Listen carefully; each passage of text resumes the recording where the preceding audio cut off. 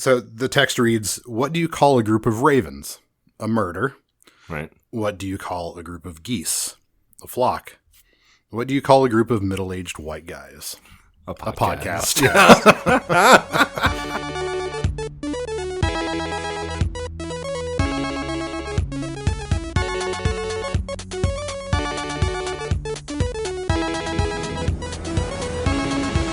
Hello and welcome to the Games That Made Us podcast. I'm Brent. I'm joined as always by my good friend Kirk. Say hi, Kirk. Say hi, Kirk. And we're joined as always by our good friend Benny. Say hi, Benny. Hello. Hello. Hello. Hello. Hi.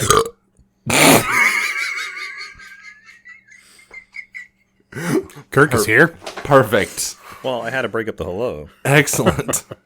Yeah. Hi, fellas. I have a game that I want to talk about. So let's talk about games, and then we can talk about the game, this game. But before we talk about this game, we should talk about other games, because games. He wants to talk about games on this game podcast? On the games podcast. Fucking novel idea, man. I know, dude. I fucking ideas man here. I thought we were going to do math. I have pencil and paper, you son of a bitch. Yeah. I thought we were going to talk about 18th century fashion trends. What'd you get for number 4, Brenny? I just drew ruffles for my collar. Nice. I'm mixing them now. Yes, it's all one thing. One of those cool S's we used to draw on. God, what was that? That was like a mass delusion. Everyone I know, including me, like every single human of a certain age, all drew that one fucking weird S on their notebook. You know what's weird? And we didn't bring it up in the 90s episode either. Yeah. Which was totally a 90s thing. That true. Is.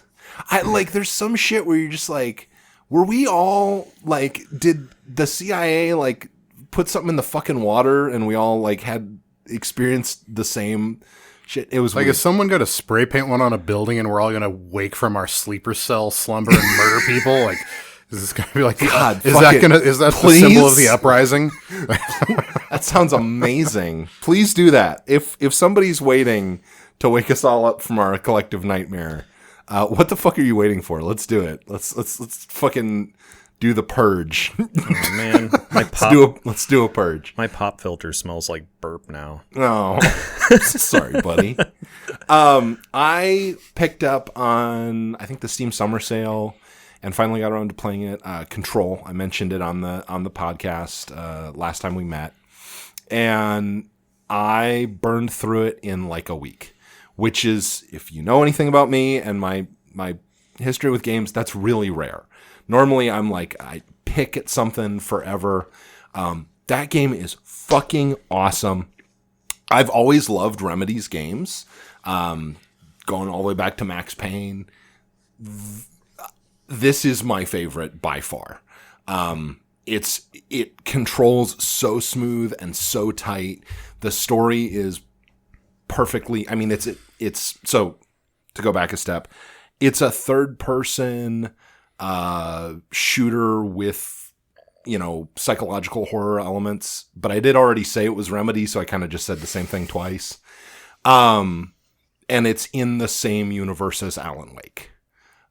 So if you like any of those things, check it out. Yeah, I have yet to play it, but I've heard that Control kind of covers some of the like interstices of the story world in general, like the overarching world, because if you're thrown into the Alan Wake universe without a flotation device, it's easy to start sinking. Right.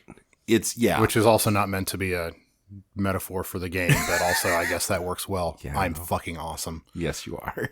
And apparently it's also not necessary, but a good idea to play Control before you play Alan Wake 2.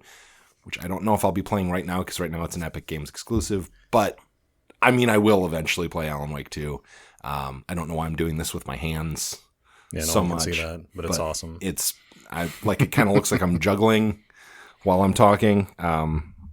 Yeah. Anyway, Control. It's really good.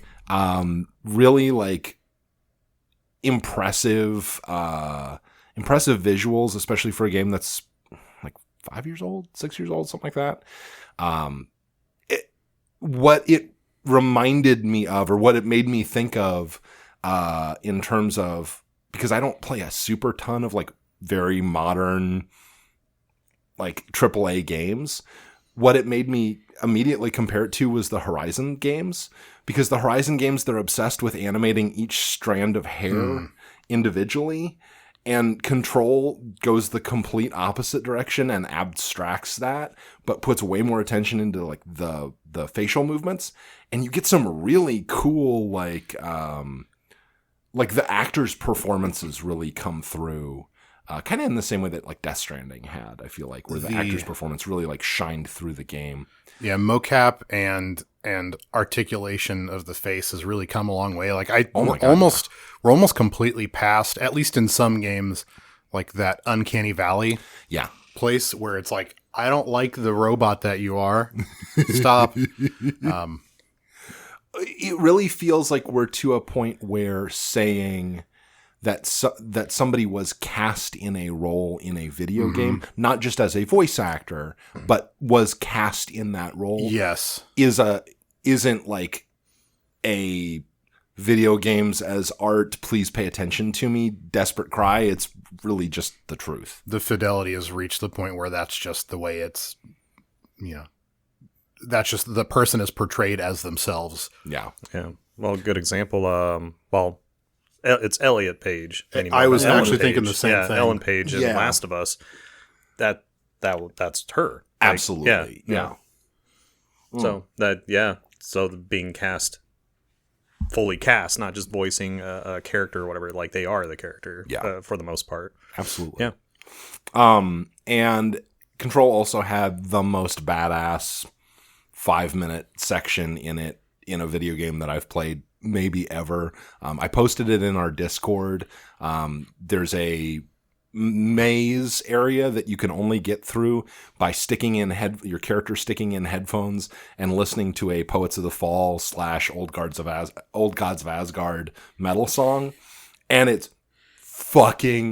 so good. It's so satisfying to just be like running and in some cases flying through this maze, just exploding heads and listening to metal. And go check it out. It's really good. The song's called awesome. Take Control, and I just occasionally just listen to it for fun now. Kirk, were you talking about Beyond Two Souls, the one with Elliot Page? Because they're not in Last of Us. That's someone else. But But you're making me think of Beyond Two Souls, and then and then there's the follow up from Quantic Dream, which I need to play both of those games because I'm a big fan of Heavy Rain, which, spoiler, we're going to have to play on this podcast sometime.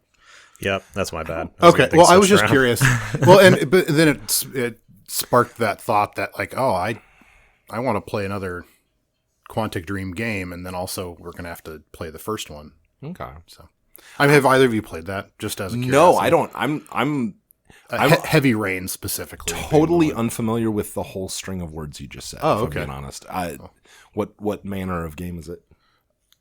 Let's say the action is, at least in Quantic Dream, is the developer. Mm-hmm. I don't think it's I think it's the developer. I'm trying to remember who published it, but that doesn't matter. But it's like a quick time event driven action game. Okay. But like you do investigation, and it's like third person. Okay. It's very much like a visual novel in some ways too. Okay. So the first one, Heavy Rain, was released on the PlayStation 3. So okay. Like it's a little bit older, but it was celebrated for its visual presentation. Mm-hmm. Like that was really like it was kind of like the crowning achievement of that hardware. Yeah. Because it's got some, even today it looks pretty good. Sure. So anyway, sorry, that was totally off the rails because I haven't even played that in the last. Well, actually, I played it about 12 months ago with my wife, but still. Fair. Awesome. Sorry, don't mean to. This whole thing was me doing actually to Kirk. So no, thank you for that, because otherwise I would have listened back to it later and would have been like, fuck, I was so wrong. Well, and you like how I just immediately agree with anything you guys say. I'm like, oh yeah, for sure, yeah, that makes sense. Because I've never actually like played through the original Last of Us. I've watched people play it. But I remember I played Carl the looked like Elliot Page, so I was like, okay. There's some Probably where my similarities. brain like crossed there. Yeah. But there's I replayed I played for the first time the remaster of that recently. Yeah. That's really good. It's just outstanding game. Kirk, I imagine you will have very little in the way of things that you've played recently. Yes and no. Okay. So I still need to play games to maintain my sanity, but I I've had some things that happen in my life that require me to be more available to other people. So I needed to kind of switch gears as far as what games I play. I needed a very non-committal, I can drop it any second kind of game. So I've actually gone back and played a lot of Minecraft. Nice. Oh, nice. I fired up the old Minecraft server in the basement and got everything up to date, and I've been jumping in that. Because, again, it's a very non-committal. Yeah. You can just drop whenever you want. Because I can't... If I were to go and start playing Helldivers, I mean, that's like a 20-minute commitment at a time. Right. Whereas if you can quit whenever, but then you just wasted all your time. Yeah. And that goes for a lot of games that I play anymore. But yeah, Minecraft's a very just Minecraft is save valid. and quit and you're good. Yeah. You play 3 hours of Minecraft for 5 minutes and it's it doesn't equally matter. valid. Yeah. That's one reason I find myself playing more and more turn-based games. The older I get is because I can kind of dip in and out, which will come up later on in this episode. Benny, do you have... I forgot your name for a second. Cool. Cool. Very, very nice. Benny, what have you been playing, man? Mostly stuff for the podcast. I picked up... I've been really busy lately, but I did pick up Borderlands 4. Yeah.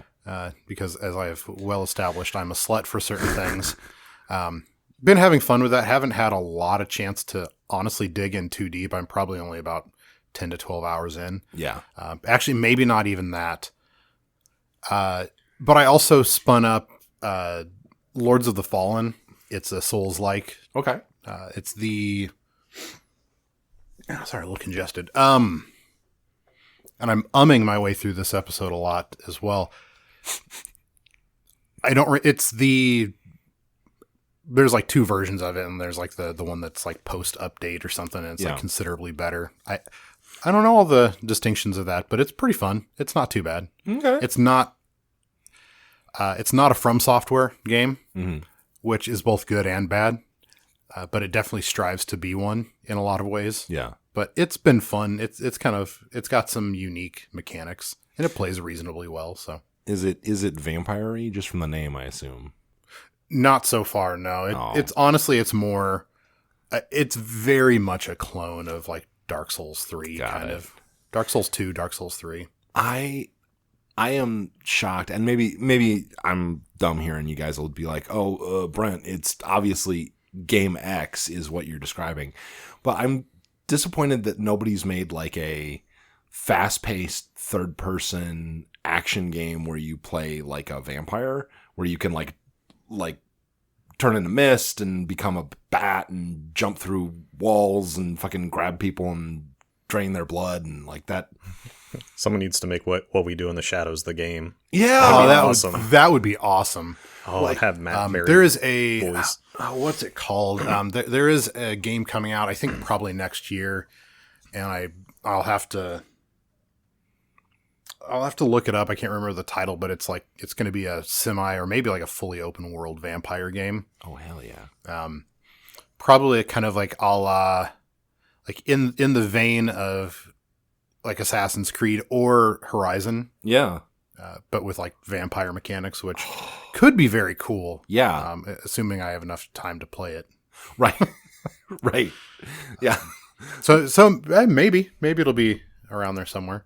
Or you can go back and play like Legacy of Kain. Yes, I do. That's going to pop up here sometime. Yeah, as well. I do like my Vampire Zelda. It's a good time. Kirk is shaking his head at me. Yeah, we've already had werewolves in Zelda. Why not? Like Yeah. vampires too. Yeah, no, but I played a fair bit of Soul Reaver back in the day. That's a super fun game. It's a good one. Probably spin it up again and be like, this is trash. What the fuck? Mm-hmm. I don't know. There's a lot of nostalgia for that one though, so it probably can't be total trash. The remaster of it was one of those Amazon Prime free games on GOG, so I picked it up recently. I haven't had a chance to dive into it too much, but and also I thought it was crazy. One of the Amazon Prime free GOG codes was the Tomb Raider Remastered collection, which just fucking came out. Kirk did the This Month in Gaming about it. Like, what was that? Like 4 months ago or 5 months ago? Oh, it was like a half a year ago. I've been really bad about getting episodes out. Yeah, fair. But I mean, like, it was recently enough that it just being free was a little surprising to me. Yeah. You'll have to do a 6 months in gaming, Kirk. Yes. Yeah. But at least, I'm getting the equipment I want, so I can get that. Just a little quick blurb on that. Yeah. Like, unfortunately, just like the reason why I'm playing Minecraft, I haven't been able to pump out any TMIG episodes. First, it was I wanted to up the quality of the show and get better equipment, all that good stuff, which I did. But yeah, with this newest thing I've been going through, my time is kind of it's not exactly an abundant commodity. More stuff coming at you. Yes, Kirkelstein. Yeah, you brought us a game. Yeah, you talk about. Can you talk about the game that you brought us? Yeah. So the game I picked was Mechanicus.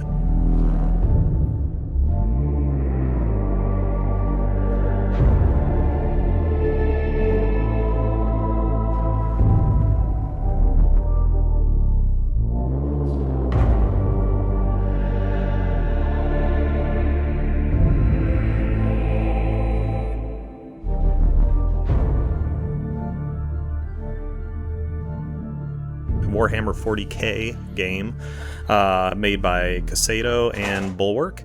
Honestly, pretty small studios. I'd never heard of them. Yeah, they haven't really come out with any big hits until this one, and then even then, their gamography or whatever you want to call it, list of games they've developed is it's a very short list. But it is a turn-based tactical game. Mm-hmm. In specific, you play as the Adeptus Mechanicus, where if you are familiar with the Warhammer 40k universe, these aren't Space Marines. They're basically the tech support and sysadmins of the galaxy. But like, suddenly I understand something about why Kirk likes this game. It's like drop shipping me with an assault rifle and expecting me to accomplish death and destruction. That's great. So like the part of what the Adeptus Mechanicus, the cult of Mars, as they're sometimes referred to as, right. It's kind of their job to upkeep a lot of the weapons and machinery and things that the Space Marines use to very efficiently kill other heretics and Xenos and orcs and whatever. So they're very proficient because they maintain and build these weapons, so they absolutely know how to use them. Right. But they're at the same time they're like hideous, heavily augmented humans. Yes. Where for the most part they don't have mouths or anything anymore. They're replaced with like their own kind of digital voice boxes that in turn communicate through what's called the noosphere, which is it's the internet, like it's Warhammer internet. Right. Think of the Star Trek Borg, but to like the ultimate, like the ultimate degree. Yeah. But not all hellbent on, assimilating others and whatever. Yeah, they're still autonomous entities. Yep. And what's always been fascinating about the Adeptus Mechanicus and Warhammer 40k is that they're part of the Imperium of Man, but they're also not at the same time. It was always kind of one of those mutual things where, like, we're bros, and they high five and they help each other out. But for the most part, the Adeptus Mechanicus are left to their own devices, both figuratively and very literally. I'd be scared to high five a Space Marine. I kind of feel like the front of my head would go through the back of my head. I would be equally as terrified to high five a tech priest of the Adeptus Mechanicus. Suddenly, an octopus claw arm comes and comes out of their back and tries to high five your hand. And then they would refer to you as being a weak, fleshy human. I am very fleshy, especially lately. Yep. Yep. But this game, it's turn-based. You know, you've probably heard it on the show before. I'm really into turn-based strategy games, or really any strategy game. Period. An XCOM-ness to it. Yes, it is. That is probably the closest game to it is XCOM. I read that that's a major comparison. Okay. Yes, because XCOM really, I mean, turn-based strategies have always been a thing, but XCOM gets a lot of credit for like perfecting it. It's what every other turn-based strategy strives to be, especially and rightfully so. Especially, I feel like Western style tactical games, like as opposed to like tactics RPGs or like bigger like strategy games. Like I feel like XCOM for that like subgenre is huge. Yeah. And apart from like the Total War series and like that kind of mechanic where it's a little different. A lot of other turn-based strategy games, like if you're like we refer to certain other turn-based strategy games as Civ games because that's the standard of that particular genre. Yeah. Or like comparing any modern shooter to Halo. Like, right. Yeah. It's They're XCOM all Doom is just clones. Well, part of me is like, actually, it's Doom clones, yeah. But if I remember correctly, their direct inspiration for Halo was GoldenEye, which GoldenEye, I guess, really is, Doom clone for the most part. You got that first person shooter style. Wasn't Halo going to be third person for a minute? Yes, it was going to be, third person and then released for the Mac. Yes, that's right, because Bungie. Yes. Okay. Yeah. Sorry. That was almost a dumpster fire right out of the gate. Yeah. Oh. But Mechanicus. Yeah. Brent moaning as the lone Mac user in the room. Dude, it was from our childhood. It was brutal. It was such a bad time. Sorry, Kirk. Oh no. I was just gonna say, oddly enough, I've been having to use a Mac more for my job, or my new job, which is another reason why I haven't been able to do TMIG episodes. I got a new job a while back, so that kind of, once your finances get stable, then you can start doing all the other weird shit. But anyway, my where I work is both a Mac and a Windows office. Like we have a lot of developers who use Macs, and I'm really the only person there with any experience with Macs, and I had to very quickly learn how to how to fix their broken deployment system of Mac devices and how to manage them via Intune and all that other stuff. So gross. Yeah, I know.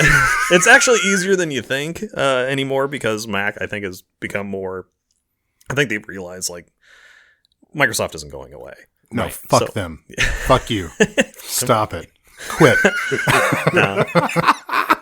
So actually in my trunk I think I have a MacBook Pro that I have to switch back and forth between that. Are we going to sacrifice it to the Omnissiah? Oh, the Omnissiah wouldn't take it. Yeah. It knows better. That's absolutely heretical. Yeah, for sure. It's heresy. Yeah. Oh, and if you guys didn't get that reference, so again, because the Adeptus Mechanicus is part of the Imperium and also not part of the Imperium, they don't worship the God Emperor of mankind, or just known as the Emperor. They worship what's called the Omnissiah, which is the machine god. So they don't believe he was the Messiah, but he was a very well programmed robot. You unorthodox bastard. Or maybe you're some sort of powerful supercomputer that collided with God. Congratulations to the two people that got that Futurama reference. Yeah. Just the deep references. I also thought you were making like a Catholicism, like a Catholic schism joke because you're the history buff. Yes. We're gonna talk about the Byzantines now. Wait, come back, last listener. Yeah, come back. No, let's go. Council of Nicaea, or what are we talking about here? Well, then it gets even weirder because there's also the 11th century. There's tech marines who are space marines but trained by the Adeptus Mechanicus. So it's like, I believe in the Omnissiah, but I still worship the Emperors. It's weird how these two factions work together. Again, Warhammer 40k is a very Warhammer 40. It's a very fun universe.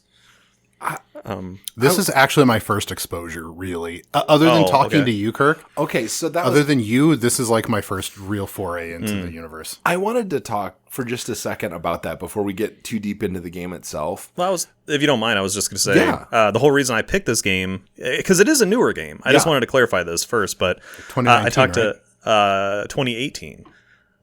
So I was talking to Brand about, I really want to talk about Mechanicus, but it's still new of a game. And you're like, oh, well, maybe someday, man. But then Benny got to do fucking Outer Wilds, and I'm like, well, if Benny gets to do what he wants to do, I want to pick a new game too. And then we just do the fucking long-awaited Balatro episode, or Vampire Survivors. Like, yeah, for real. That's Although gonna if we be an combined episode. all the Vampire Survivors and Balatro conversation on this podcast, it would be like 3 episodes. Yeah. It'd be more than Ocarina. One intolerable, disjointed episode. So like all our other episodes. Yeah. Okay. But, I picked the game just, Yeah. It's fair. because it's a very... you picked the game. That's fair that Kurt gets to pick a game. No, but like the reason why you picked this Yeah, one is probably the same reason why I picked Outer Wilds. Yeah, I keep coming back to it. For me, it really is like the only game that can rightfully compete with like your XCOM and whatnot, where it's a game people will think about. And it's obviously popular enough, even though it was made and released by a very small couple studios. A sequel is coming out that I'm very excited about. Yeah. But also at the same time, before we really get into it, I bought the game for both Brent and Benny because Thank you, buddy. my first experience with this game, I fucking hated it. Really? I hated it. Yeah, I thought it was super difficult, and I just couldn't get into it because it was just the learning curve was just a little too much for me. Yeah. But knowing me and my proclivity when it comes to these sorts of things, I have to disassemble it, put it back together, and master Bash it. your head against it until you master it. Yeah. And that's exactly what I did. But because going into that, knowing like I fucking hated this game when I first played it. I was like, well, I don't want them to spend the money to play a game that like they might experience that hate but not come back from it. Right. So I thought it was only fair that I pay for it. Fair. Yeah. Well, so I wanted to ask you about or bring up because when I was a teenager, I was a really big tabletop wargaming fan. And I actually didn't play a super ton of Warhammer 40K, but I did play a lot of Battlefleet Gothic, which was the... Because it was really expensive back in that day, too. Jesus Christ. I went into... It's gotten insane, dude. I went into this little comic book store that's up the street from my house. And don't 3D print that shit or they'll put you in prison. Yeah. Yeah. Yeah. Warhammer prison. Yeah. Games Workshop is about 3D printing things the way Nintendo is about emulating things. Yeah. But no, I went up to this comic book store and just like a little like booster pack of guys was like $80. It was like 10 dudes. I'm like, geez, fucking, and they're plastic. Yeah. Jesus Christ. But I was curious because like I said, I played a lot of tabletop games. And if you don't know, if you're not familiar with that world, Games Workshop is the 800-pound gorilla of the like tabletop wargaming space. Their games, they have Warhammer 40K, they have the Lord of the Rings game, they have like Blood Bowl. I didn't know if that was like ever something that you were into or if you just liked that universe because that universe is really interesting. So no, it wasn't the tabletop side. Yeah. Remember in our 90s discussion, Demo Disc. Yeah. That's where I ran into my first Warhammer games. There was I can't remember the name of it off the top of my head, but there was a Warhammer game that was turn-based. Okay. And this similar style of Mechanicus, but obviously very primitive for the 90s. But I just loved the hell out of it, and I really enjoyed because it...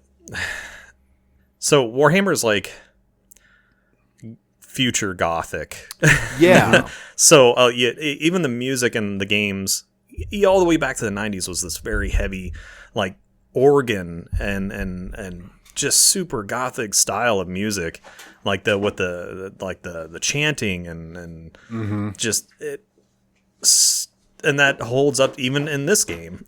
It was so I really enjoyed the music. I enjoyed the gameplay, and then and Space Marines being a young impressionable teenager is always going to be an interesting thing to kind of look at. I mean, hell, Master Chief, like Yeah, and like the Halo, like the character archetypes, or not even like the character, but like the faction archetypes are really compelling. Like the Space Marine, like you said, is just like this gargantuan overpowered badass.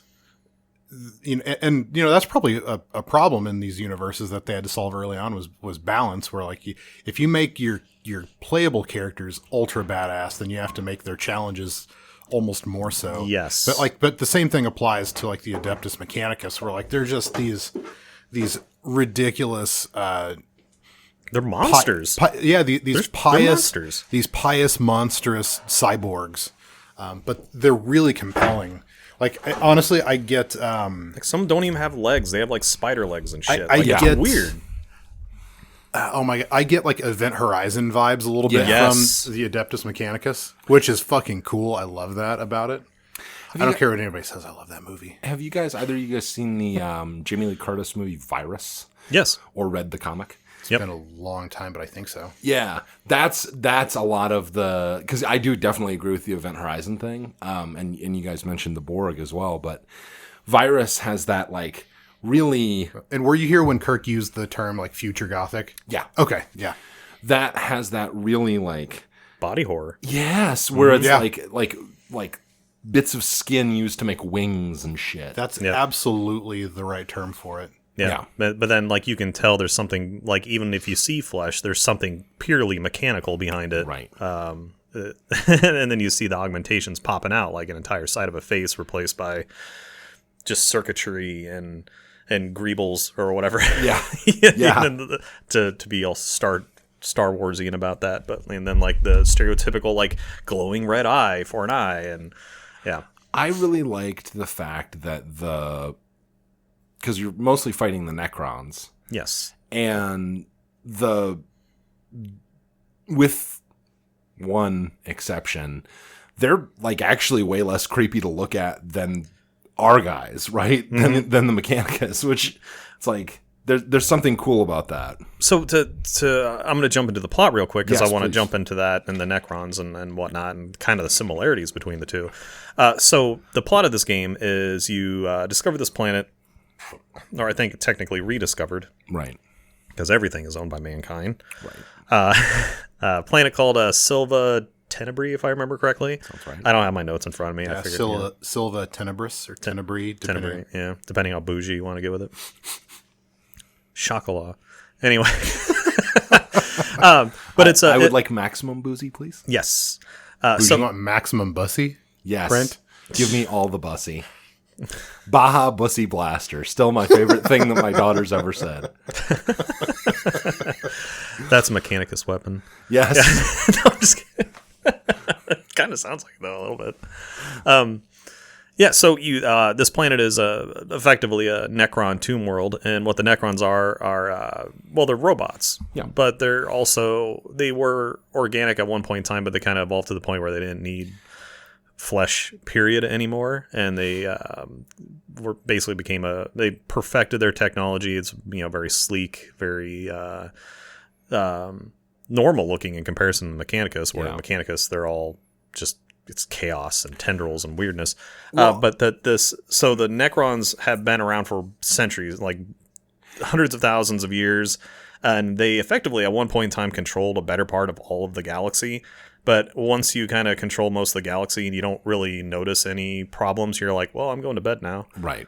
And that's what the Necrons do, is they kind of go into hibernation until, they notice something encroaching on their planet. And then they kind of start waking up, and all their armies of robots start waking up. And So just real quick, one thing that it's useful to know about the whole like Games Workshop universe is that they made a fantasy game that was just called Warhammer first. That's basically like high fantasy Lord of the Rings-y, and then they made Warhammer 40K, which was like taking that universe and putting it forward into sci-fi. So the Necrons, despite being robots, are really, really influenced by, I think they're called the Tomb Kings, which are basically ancient Egyptian. Mm-hmm. So the Necrons are like robot pharaohs, kind of. yeah, some units are called pharaohs. And if the timeline's correct, they may have been active around the same time in that universe, right? Because they've been hibernating for like 60,000 years or something like that, effectively. Mm-hmm. Well, the Warhammer universe too, because it technically exists in this universe that we live in right now. Right. And the Emperor of Mankind is alive right now. He's just biding his time, waiting for the perfect moment to swoop in. That's how that works. Right. Yeah. Definitely. He's definitely not. Anytime, dude. But it's weird because then anytime, man. So I maybe I just need to read into it. Maybe there is a connection, but it's like, does that imply then at one point there was like orcs and elves and shit here in this universe then? Maybe. Or is it considered a completely different universe? I don't know. Yeah, I don't know either. I guess I've never looked into that. I love Warhammer multiverse. Yeah, I love the Warhammer 40K version of elves though, the Eldar. Mm-hmm. They're so fucking cool. Yeah. Yeah, anyway, they really are. Sorry. So you come across this planet, and the being the tech support of the universe, you're kind of like, there's some cool ass technology down there. I'm gonna take it. So that's really what you're doing, is you're going on this planet to kind of. Well, there's two sides of the coin, like, because there's very heretical elements to it too, because it's a very superstitious kind of vibe that mankind has towards any alien technology. Yeah. But again, the Mechanicus, they're not as suspicious for the most part. Like, they do have people on board that say, oh, all this technology is heresy. We need to burn it. Yeah, it's so weird that there's like this technological dogma that they employ. So like you've got these deeply curious members of the congregation basically, and then these deeply pious ones who are like, if you touch it, you're going to robot hell. Yeah. Well, and the technology is so old that they don't even themselves understand why the things that they do are fixing them. And so it's all entered into it's all like rites. Oh, we have the rite of purification where we like change its oil. Yeah. You know what I mean? And so it's a really strange mix of religion and technology, which I love, and that's very deep into that universe. I love how they call the ancient technology like archaeotechnology, which is like archaeotech or something. Mm-hmm. But you have and this comes into play in the game too, because you have one of your main advisors is the more pious type that's just like, no, we just burn this shit to the ground. Right. These monsters, these Necrons, they don't deserve to live, and their technology, we don't use it. It's heresy. Right. But on the other side, you have, I think, really the true spirit of the Adeptus Mechanicus. You have another member of your council that's just like, it's like Scaevola? Yeah. Scaevola. Yeah. Scaevola. They're like, we should use this. Yeah. We should clearly use this to our advantage to, if not better ourselves with their technology, but to at least learn about the Necrons and how to better kill them. Yeah. So it's kind of a... I like how they mix that in, because that's really kind of how it would go. You'd have some people are just like, no, this is bullshit and heresy, right. And the other people are just like, no, we should use this to our advantage to better kill our enemies. Yeah, I like the fact, purely science and religion, really. The game has a deeper like RPG-ness to it than a lot of other tactics games. Like, you really do get to know these characters and like what they stand for and their conflicts, and I like that. It reminded me a little bit more of like a Tactics Ogre or a Final Fantasy Tactics or a Shining Force or something like that, where and even to the extent that you can level up your guys and make them like and sort of direct their growth. Mm-hmm. Yep, and abilities and all that. Hopefully not in a really disgusting way where they get largely, like just kind of stapled together. It's another one of these moments where I wish you all could see Brent as he makes gestures in the garage. Yep. I'm directing planes into land and shit. But I do like what you're saying about the RPG elements, because you do get to kind of pick your own missions. Yeah. Depending on which advisor you're kind of following, where on the planet to land. And then when you're at the planet's surface and you're kind of going through these Necron tombs, you can pick your path through the tomb to... Right. So it doesn't just drop you into a conflict, it drops you into the tomb, and then you can kind of pick which direction to go, and then depending on which direction, you could end up in a fight, or you run into a glyph or a curiosity of some point that then directly impacts your next mission, or, maybe you'll find a new weapon, maybe you'll find more of your currency, maybe something bad will happen, and one of your guys will get injured before the next conflict. Yeah. So I really enjoyed that part too, because that's kind of like where... I wish XCOM would do more of, such as dropping you directly into a mission. Like, what are all the kind of sub things going on before each conflict? Yeah, it felt more like it felt like there were more branching paths than other similar games that I've played. Yeah, and it did feel like there was a little bit more player choice, and you get to like know the characters a little bit more, which I liked. Yeah, I do like how pretty much all of them except for one don't have a mouth. Yeah, because that is very Adeptus Mechanicus to just not have a mouth anymore. Like, you've gotten rid of it because you don't eat anymore. There's no point. And then if you need to communicate, you just do digitally, which if you notice the most augmented character, because like Brent, you were saying, you get to know the characters, speaks more or less in like pure computer logic almost, right, with a mix of English as compared to some of your other compatriots. Like, there'll be plus signs and brackets and stuff. Yeah. and I like the noises. They try to emulate the noise of like the new sphere speech that they use. Well, and I thought it was interesting because, like, kind of going back to what we were talking about the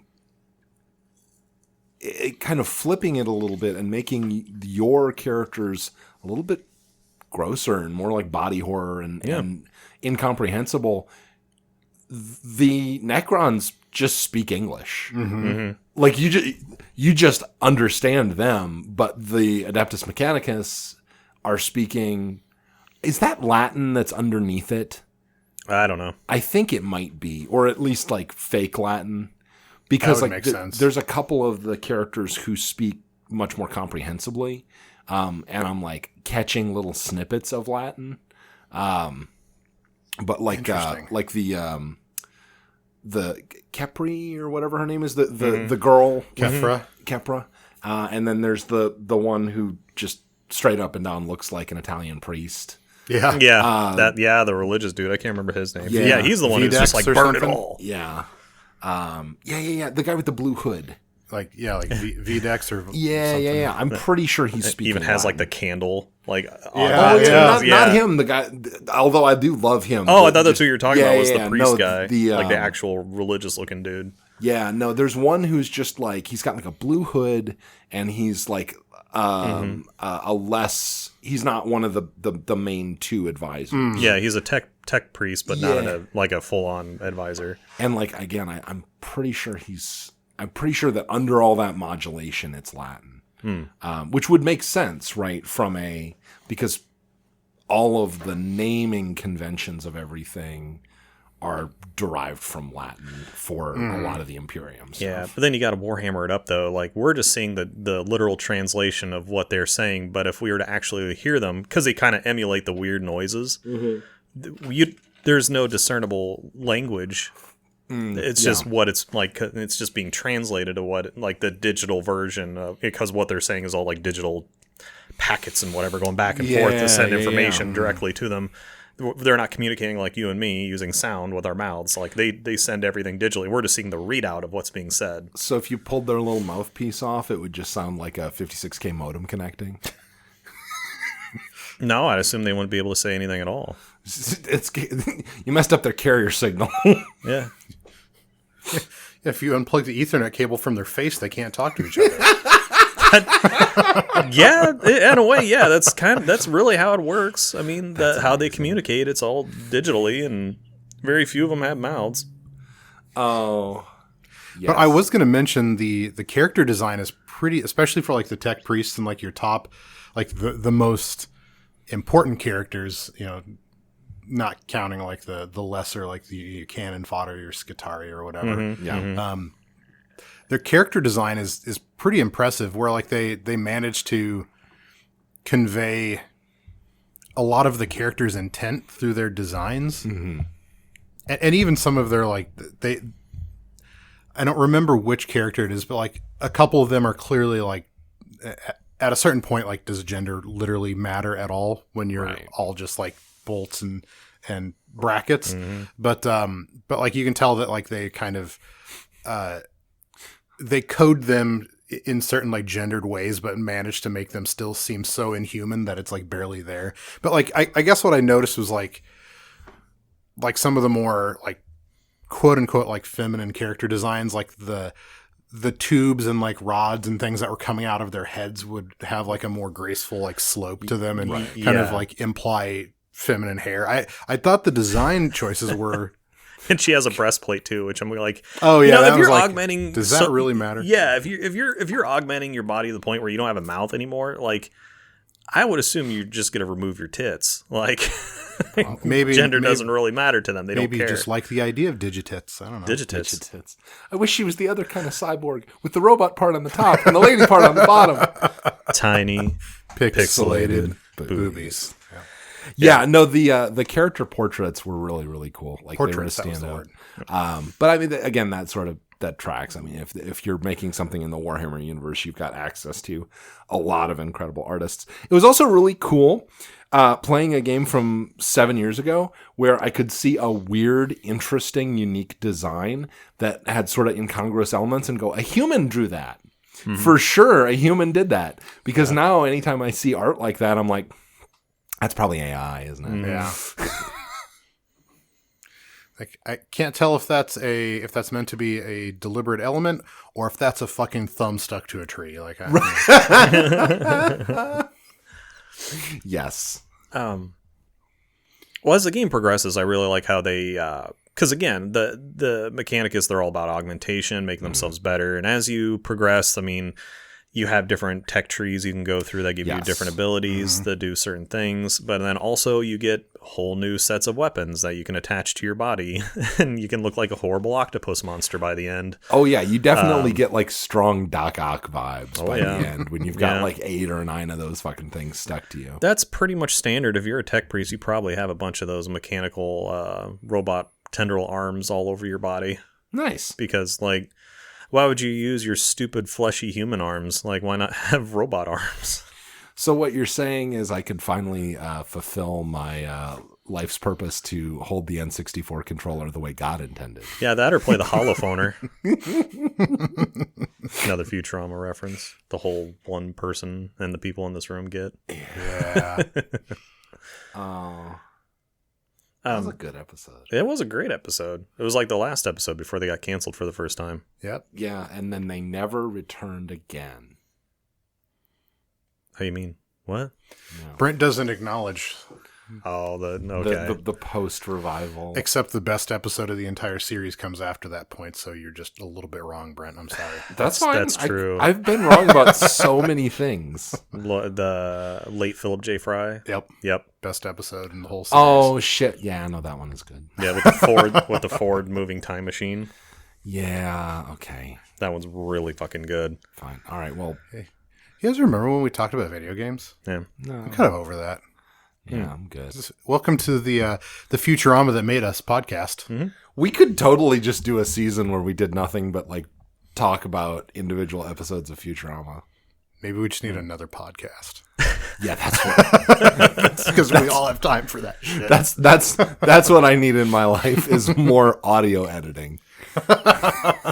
Oh, so we're to kind of get us back on track here. Sorry, I keep getting sidetracked with this shit, but because we talked about like how this is a game close to like XCOM, where XCOM sets the standard, but still you have to be unique. Right. What sets this game apart where people are that say like Mechanicus is its own unique thing? Yeah. Where it doesn't make it too much like XCOM. Well, in this game, instead of you getting it's all laid out the same way. You essentially have like a tabletop and you have starting points and then you move your characters around and you get you move around and attack, and those all are part of your turn. However, instead of it like an XCOM where each character has their own set of like how much they can move and how much like what they can do on their own individual turn, Mechanicus, it's all a shared pool. Right. And the command points. Yeah.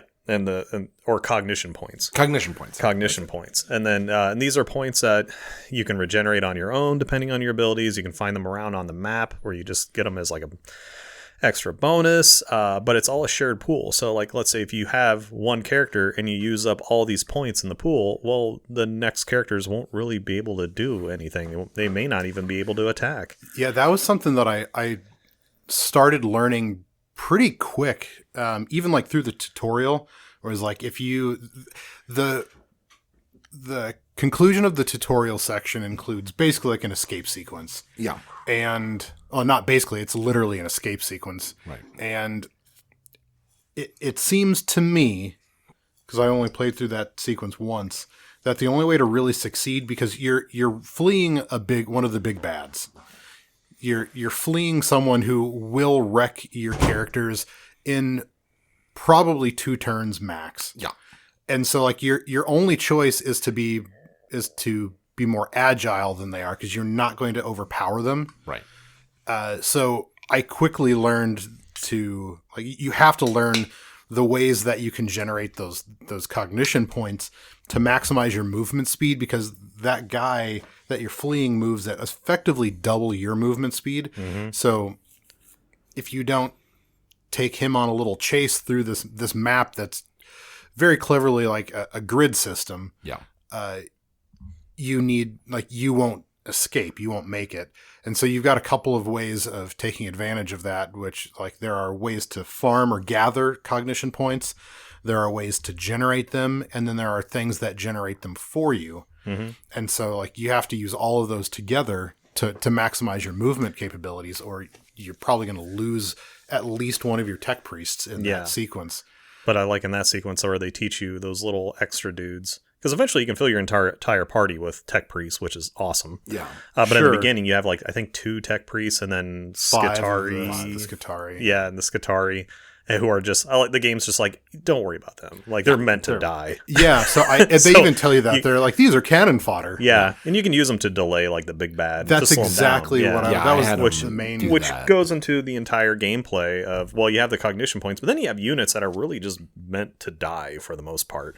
And you need to be able to balance that. Yeah, you could basically stall him indefinitely, because after the character attacks, they're basically immobile for the rest of their turn. Mm-hmm. So you could force him into...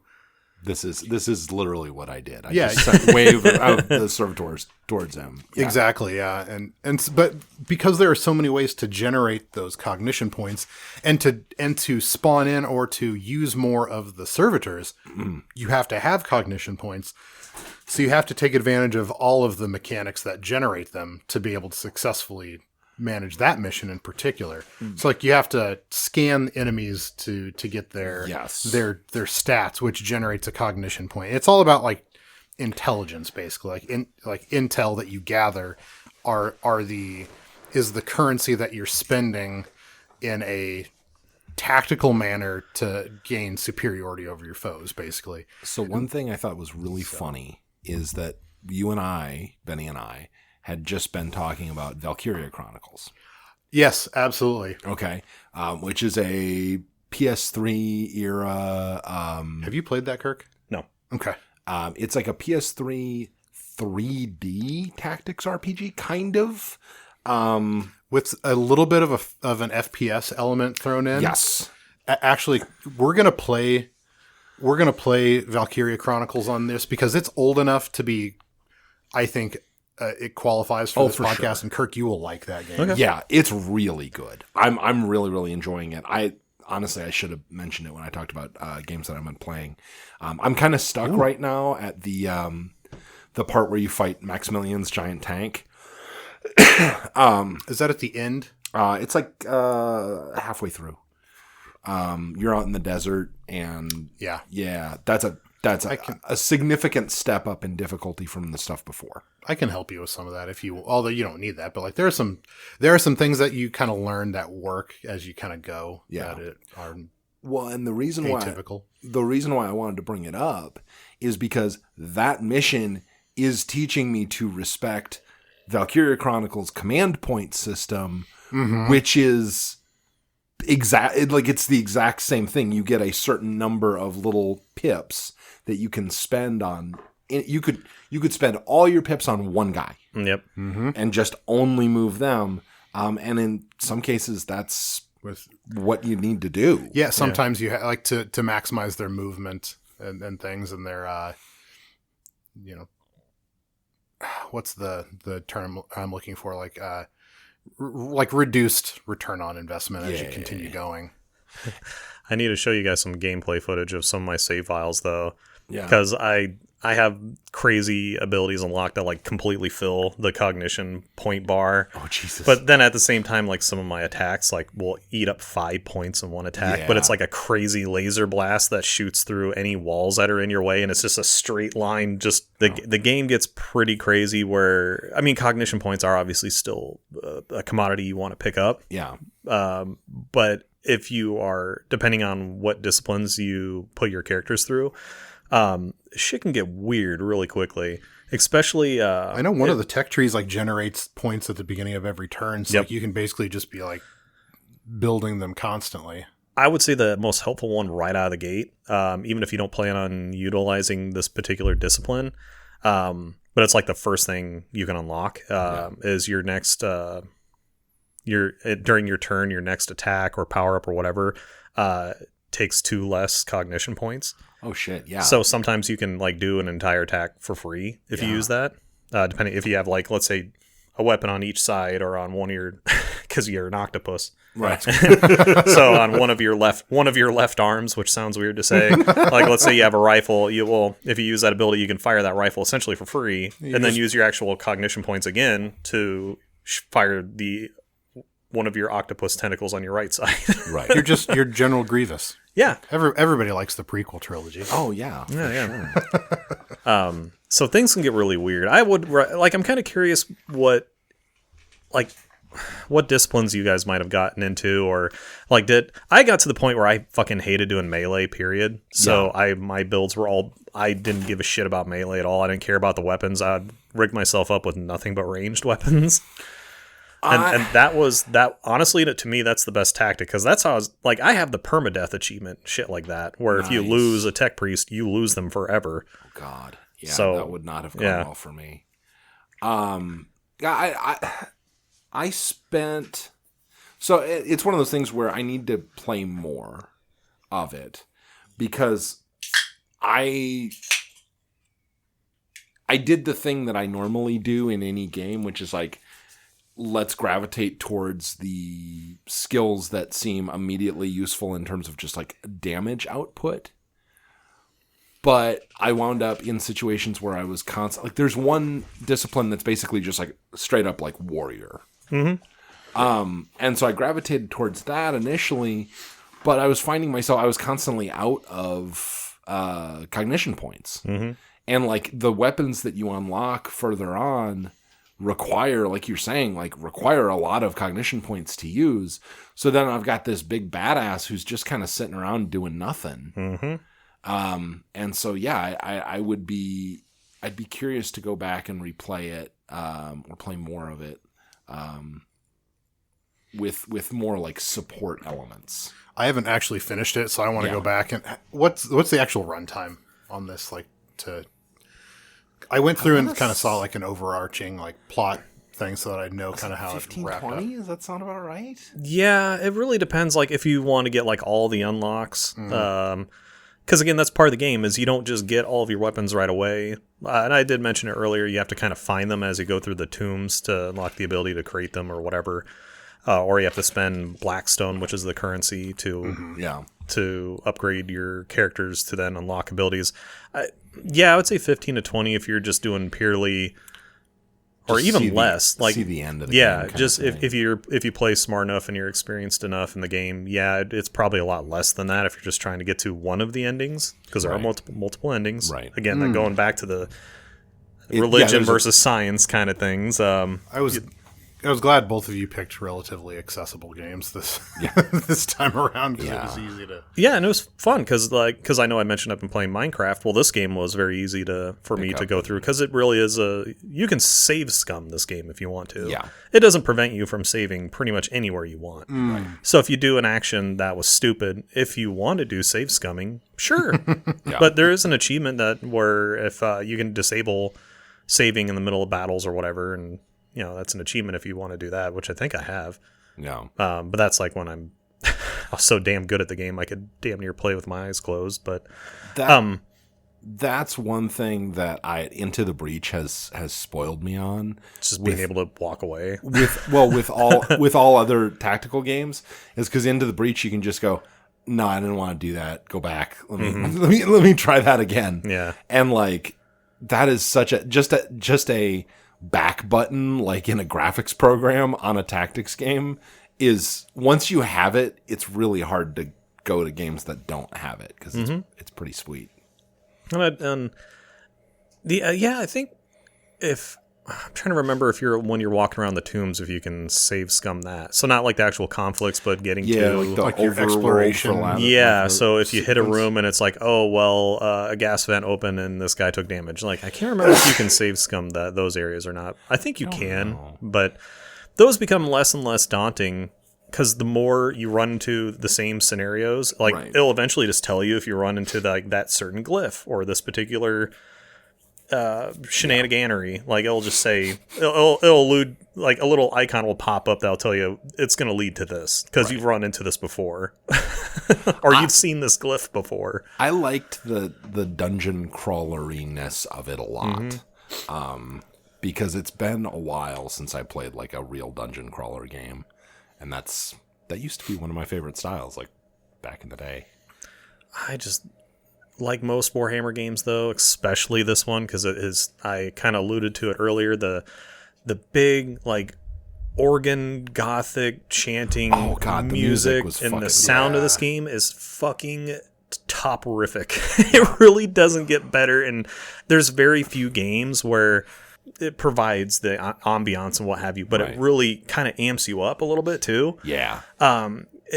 I feel like if you play the game on mute, you're doing yourself a disservice. Oh, because the music is so incredible, and even the sound effects are so just bassy, and like when you fire off a big like particle beam or whatever, they really make it feel and sound like that's what you're doing. Like you hear that air crackling and then that firing, and then or when you use a melee attack and you're hitting an axe against metal, like. They really drive that home in a big way. And then you're in these big tomb areas, so there's not a lot of like things for sound to trap on. So they really have that ambiance of like sound reflecting as well. Yeah, I like the sound of the sound effects contribute to making attacks and actions feel significant. Yeah. I really liked that.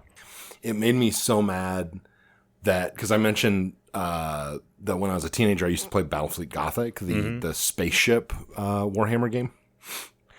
I just want to have like a CD or a cassette of this music and give it to 14-year-old me. Like, okay, just listen to that while you're playing Battlefleet Gothic. Like, that would be so sick. Like, the soundtrack of this game was so dope. They like even printed it out on vinyl on special like transparent green and transparent red records, and I kicked myself for not ordering it a long time ago, but that was like a little bit before the pandemic, and I probably had the disposable income at the time to do it, but I think at that time I didn't have a record player either, so but now I'm like, fuck! And if you try to find it anymore, it's like used on eBay for $190, because believe me, I looked. Yeah. I even looked yesterday. But my two favorite tracks, if you want to just get an idea of this game, to kind of just a flavor, a little taste of what we're talking about, the tracks Children of the Omnissiah, that one's fucking awesome. And then also the Noosphere.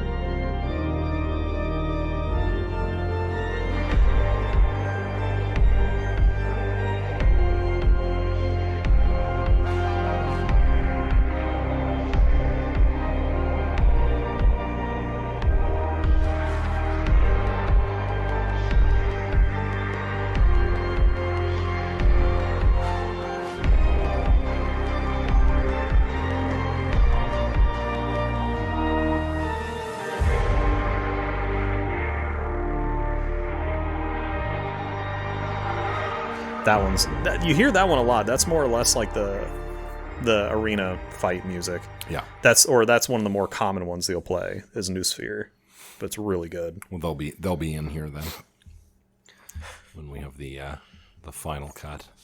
Through the power of doing it later, Brett will put the music in. By the power of editing and Grayskull. But I was expecting to come in here and you guys were just like, Kirk, this game was fucking dumb. Mostly because, like, that's what I thought when I first played it. I'm like, this is hard and stupid, and I hate it. I didn't find it super challenging at no, it gets way harder. Mm-hmm. But like the first like 2 hours of the game, which is usually enough for me to like kind of go, okay, like let me get into this. And then I just love that setting so much. Like I love the grimdark fucking Warhammer 40K universe. The one thing I wish, and I think it's hard with Mechanicus specifically, but is that there's a goofiness to some of the Warhammer 40K stuff that wasn't here. But I also think that this particular story and characters don't really lend itself to that. Like, it would be fun to watch these guys interact with like orcs, though. Mm-hmm. That would be pretty cool. With their fucking cobbled together spaceships that are held together only by sheer force of will. Yeah. Like, that would have been nifty. But yeah, no, I was kind of already sold by the time I booted it up. So that was always going to be the case for me. Unless it was just like aggressively bad, which it's not. I mean, and I guess I haven't brought it up. So we brought up the Skitarii, which are just cannon fodder. Well, you can, if you want, you can put in other units eventually you unlock that are, I mean, you have to spend Blackstone, which is the currency, to bring them with you on missions, but that you can get much more powerful companions. But I wish that was balanced a little bit better, because if you manage to unlock all the tech priests, just all you need is tech priests. Right. I mean, you can bring along other units if you want, but you're just wasting your money at that point, because once you have all the tech priests, you're just...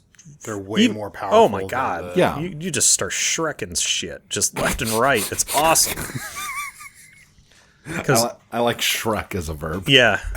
I mean, they really are just cannon fodder. They're not powerful enough to... I noticed that, like, the Skitarii, like, their damage gets absorbed half the time. Like, they're just not that useful except as sandbags. Yeah. They're big mobile sandbags is kind of how I used them. And you do get more, like, some useful allies,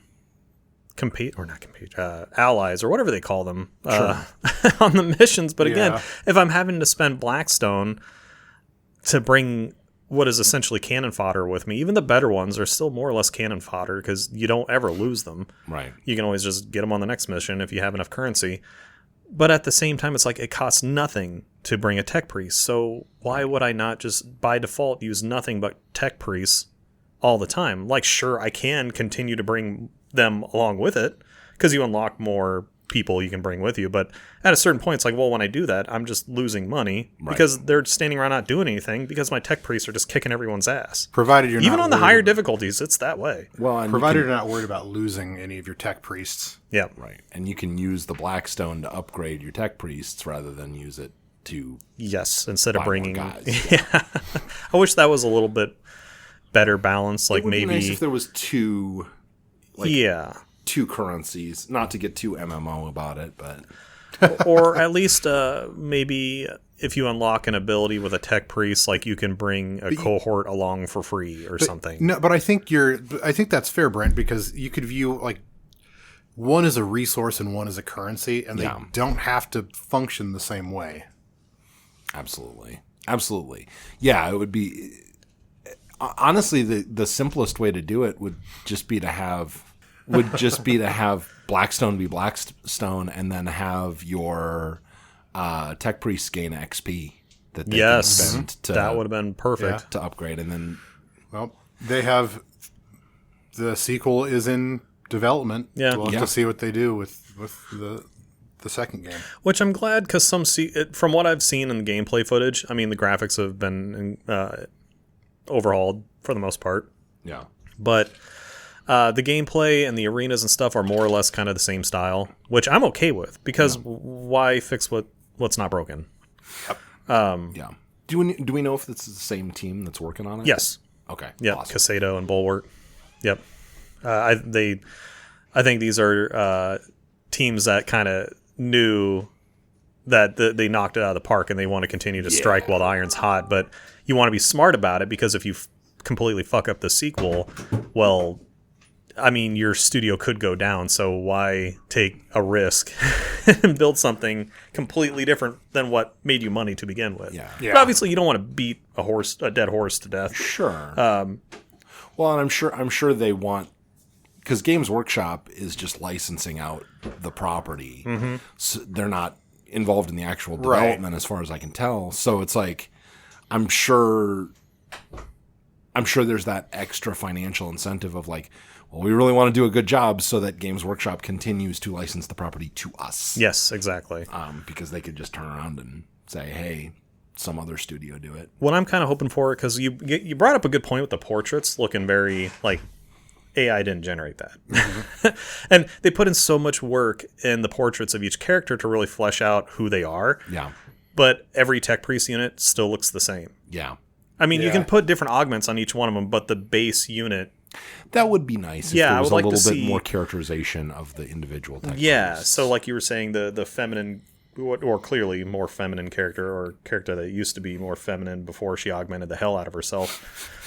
that would have been nice to see that reflected in the actual character model of the tech priest. But I don't fault it that much, because you are kind of zoomed out far enough where those details don't really stand out anyways, even if they were there.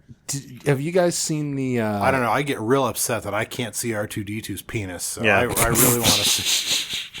Same thing. It's the same thing, right? Sorry. Two things real quick. First, in direct response to that, have you guys seen the angry... review on Amazon of, I think it was called The Shape of Water, with the fish man? And it was the guy who was just like 0 out of 10 stars, 2-hour movie, didn't get to see the fish's dick.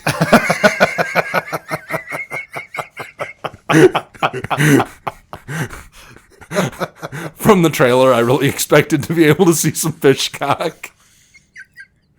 So there's that. Secondly, have you seen the meme of the goths dancing under the overpass? Mm-hmm. And, I love that one. And the one's got the like plastic rings around their dreads, so their dreads look like tubes. And all I could think with the Kedra character is just like, oh yeah, she just came from a rave.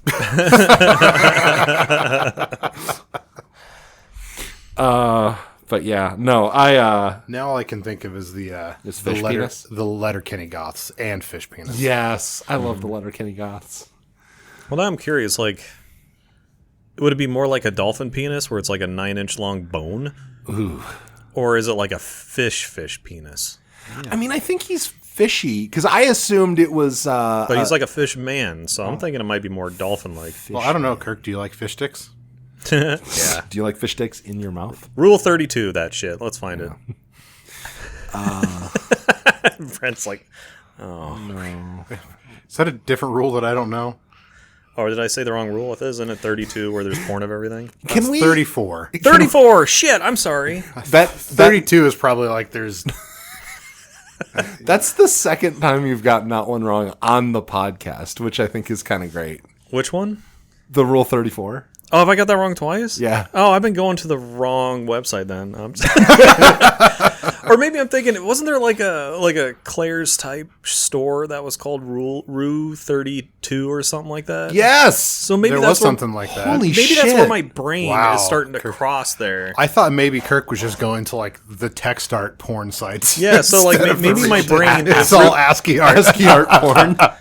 So maybe instead of me saying Rule 34, my brain defaults to Rue 32. You know, like the fucking weird mall store.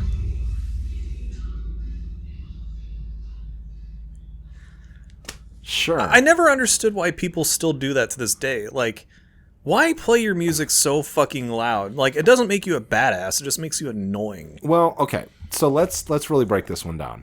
So for listeners, a man with a sleeveless shirt, it's 72 degrees outside right now, but a man not wearing sleeves rode by on a giant American motorcycle, blaring what sounded like 80s hard rock. Really? I got rap out of that. Oh, okay. I thought it kind of sounded like that modern country that doesn't know what it is. Yes, that's better. Yeah, I hear that now. Yeah. Well, that would probably be a combination of the two things that Kirk and I said. Back when Taylor Swift was country, you can't see it, but I'm using air quotes. Yeah. Fan. Why does all the modern country just sound like white guys trying to sound like Nelly, sort of? It's very Holy weird. shit, that's exactly what it is. Yeah. Okay. But my point was he's an idiot. That's the answer to your question. No, but I just mean, like, why is that still a thing? It was like, I had friends that would put subs in their trunk, and I would tell them all the time, like, this doesn't make you cool. It just makes the music sound like shit. And why are you playing it so fucking loud? I'm sitting right here. I think my friends just hated me when I'd get in their cars. I'd just turn off their shit immediately. Like, if you can't listen to it at a normal fucking volume, you're not appreciating the music. You're just being a douchebag. Also, that is taking the whole Dom. He's just wide-eyed shaking his head. That is taking the Dom lifestyle too far if you're putting your subs in your trunk. Yeah, like, sound is not a personality. Like, or loud sounds are not a personality. Well, at that point, apparently it is. Yeah. Because apparently that's all you're going for, because you're not getting any fidelity out of it. Yeah. I had one friend who had subs. I would shake their fucking trunk lid, and it would just rattle like crazy. It's like, I don't even know what song is playing right now, because all I hear is trunk rattle. All I hear is granola in my ears. Yeah. It drive me crazy. I'm like, why are we even doing this? Not only that, like because, back in the 90s, we drove the drag, if anyone knows what that, I think most small towns, Midwest, just meant you're driving up and down Main Street looking for friends because the internet wasn't really a thing. But it's like, it's fucking 11:30 at night. You're just trying to piss off the sheriff at this point. What are you doing? Why are you putting a target on her back? The trunk is full of beer and subwoofer. Like, let's not go that far. Well, and the beer's shaken up by the vibration. yeah. I can't even open it without making a mess. I have a story for that because that's what happened. What? Yeah. That's fucking awesome. Yep. Again, friend with big subwoofers.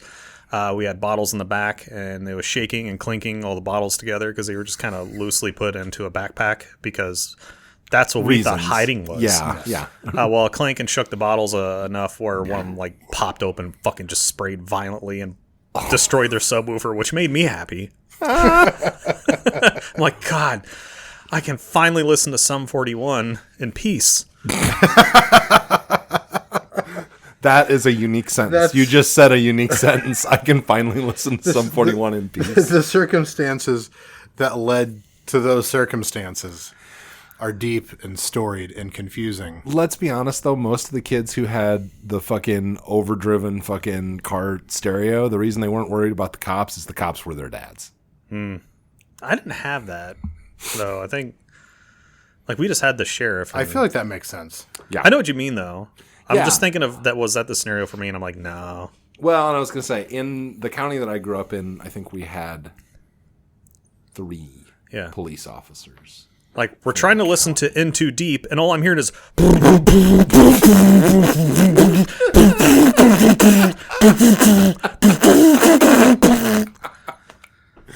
God, that was fucking perfect. Yeah. Yeah, 16-year-old Kirk is popping up in this shit. 16, 17-year-old Kirk, he's just like, he's been traumatized by this shit, and he can finally talk about it. So I'm sitting there just in my buddy's car, just pissed off expression on my face. I'm like, can we just go back to the party? Because the music's loud there, but at least I can understand it. And there's more alcohol. And maybe a girl. Yeah, maybe a girl or two. Although probably not. No. Or, no, it was a small enough town in our area where...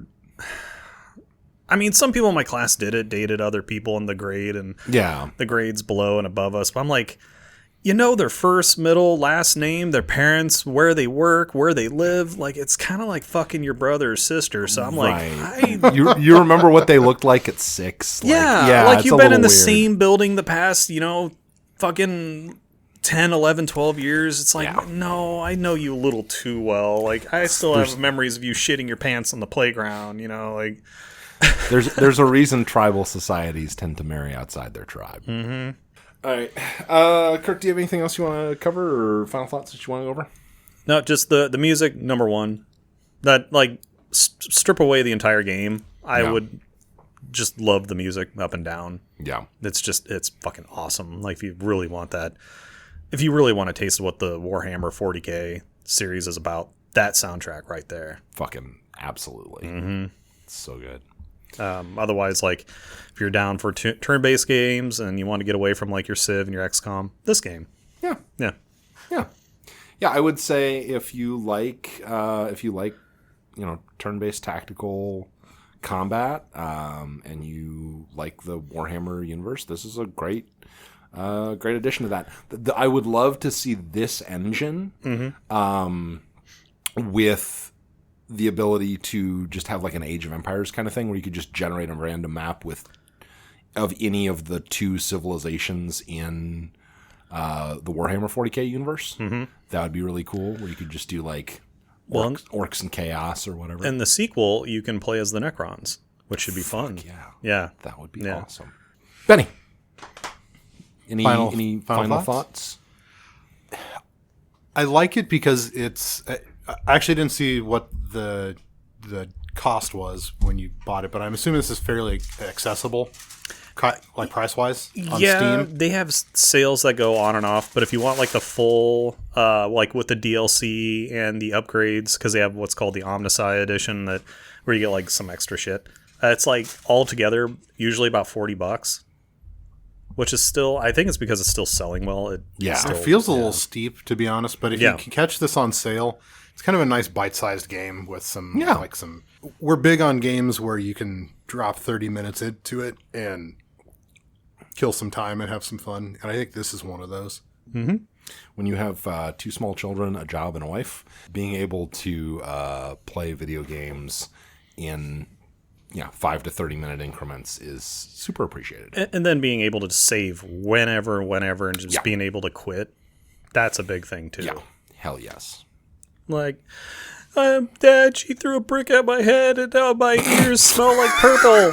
Jesus Christ. It's like, oh shit. So you just save, quit, bring your kid to the hospital and you're good. And it's not like, oh fuck, well, I'm playing Helldivers and I'm still like, we need to get to the extraction. So it's going to be about 20 minutes, honey. So I can hope that brain bleed's going to hold out until then. How's fucking parenting in the forbidden zone going? Jesus Christ. Throw a brick at me. Trivial brain dabblage. One more Futurama reference.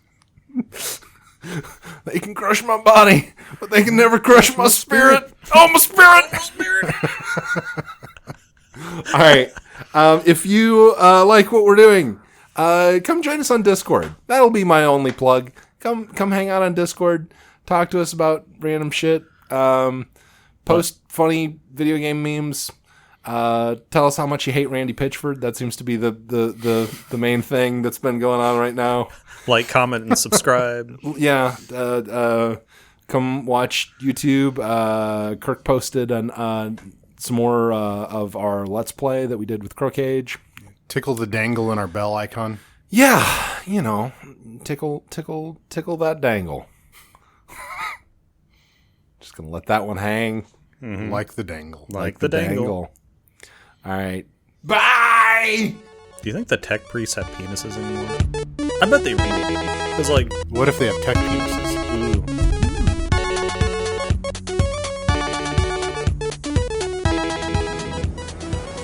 I need to check that, because, I mean, they have... Or is it, like, purely Kirk's just off to rule32.com. Oh, yeah, because that's the right number.